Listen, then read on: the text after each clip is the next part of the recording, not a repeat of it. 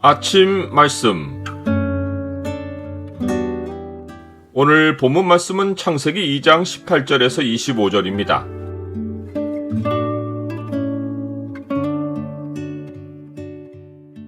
남녀 결혼의 비밀은 주님과 교회의 연합이다.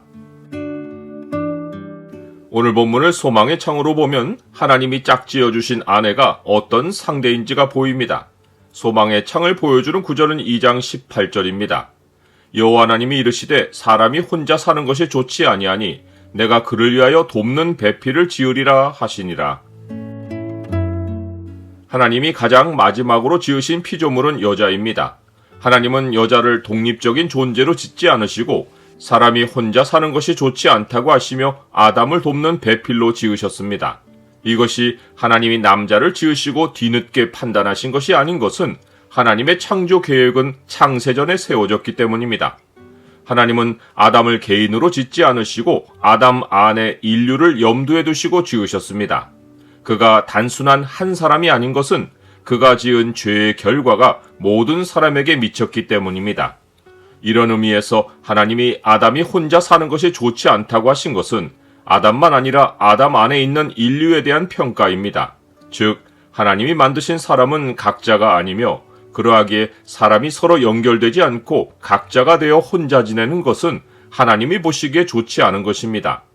이 좋지 않다라는 말은 선이 아니다라는 뜻입니다. 로마서가 말하듯이 선은 하나님의 뜻대로 부르심을 입은 자들에게 모든 것이 합력하여 이루어내는 결과입니다. 그러하기에 하나님의 뜻대로 부르심을 입은 아담이 혼자이면 만물과 합력할 일이 없어 선이 이루어지지 않습니다. 하나님이 창세전에 인류에 대하여 계획하신 바는 연합이기에 하나님은 혼자 사는 아담을 보시고 좋지 않다고 하신 것입니다. 그런데 하나님이 영원전에 계획하신 그 연합은 사람들만의 연합이 아니라 궁극에는 하나님이 사람들과 영원히 함께 하시는 것입니다. 이것이 교회입니다. 하나님은 그 영원한 계획의 시작으로 먼저 하나님의 형상이신 그리스도를 따라 아담을 창조하셨습니다.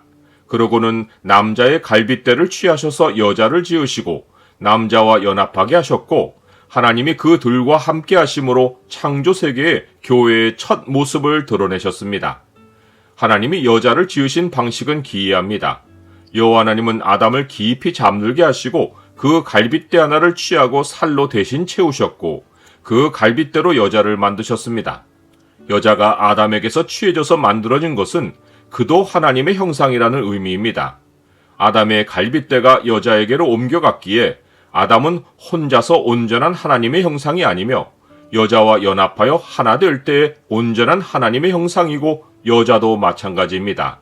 그러나 이것은 남자와 여자가 육체적인 결혼으로 온전한 하나님의 형상이 된다는 의미가 아닙니다. 아담 안에서 나온 모든 하나님 백성은 남자이든 여자이든 먼저 그리스도와 연합하여 주의 몸의 지체가 되고 동시에 주의 몸의 다른 지체들인 성도들과 서로 사랑할 때 온전한 하나님의 형상이 됩니다.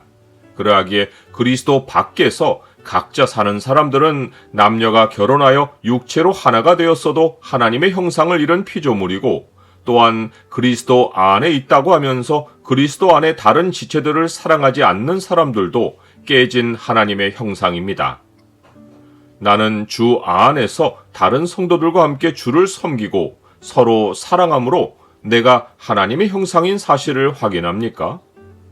여자가 남자의 갈빗대로 만들어진 또 다른 의미는 남자와 여자가 서로 상대를 필요로 한다는 것입니다. 이것이 돕는 배필의 의미입니다.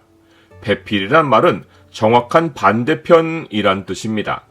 여호와 하나님은 아담에게 돕는 배필의 필요성을 느끼게 해주시려고 흙으로 각종 생물을 만들어 아담에게 이끌어 오셔서 무엇이라고 부르는지 보셨습니다. 아담이 각 생물을 부르는 것이 그들의 이름이 된 것은 아담이 각 생물의 속성을 알아보았기 때문입니다. 그런데 그들 가운데는 아담의 속성을 함께 나눌 정확한 반대편이 없었습니다. 아담이 자기 갈빗대로 지어진 여자를 보았을 때 비로소 내 뼈 중에 뼈요 살 중에 살이라고 감탄했습니다.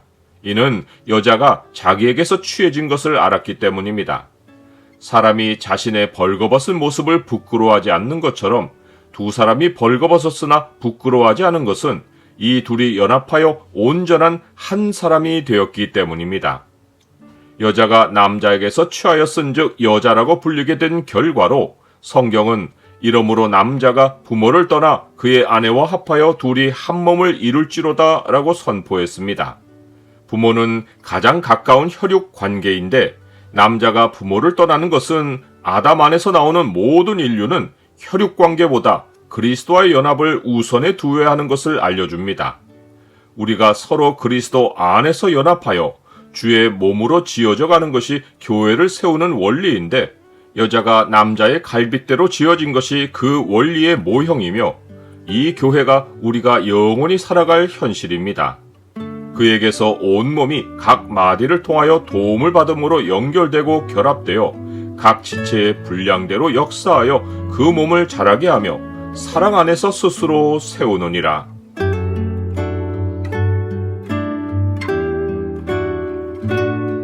주님, 결혼이 단순히 남녀의 연합이 아니라 그리스도와 교회의 연합인 것을 알고 육체의 연합에 그치지 않고 배우자와 함께 하나님의 형상으로 자라게 하옵소서. 또한 주의 몸 안에 다른 성도들과 연합하여 교회로 자라게 하옵소서. 예수 그리스도의 이름으로 기도드립니다. 아멘.